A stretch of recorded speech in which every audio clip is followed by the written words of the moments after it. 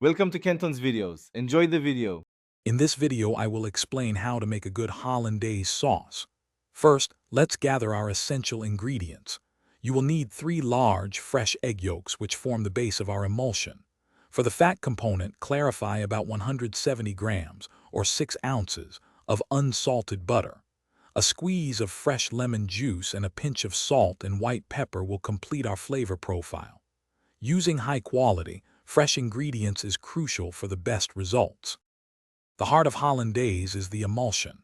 Set up a double boiler, ensuring your bowl does not touch the simmering water below.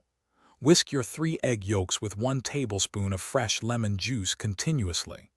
This gentle heat and constant motion will cook the yolks slowly, preventing them from scrambling.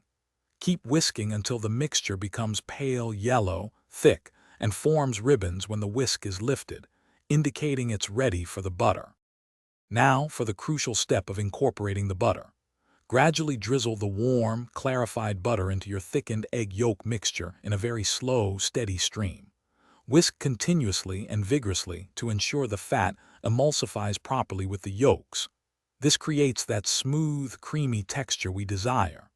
Once all the butter is incorporated, season your Hollandaise with a pinch of salt, a dash of white pepper, and adjust the lemon juice to your preference for a balanced flavor.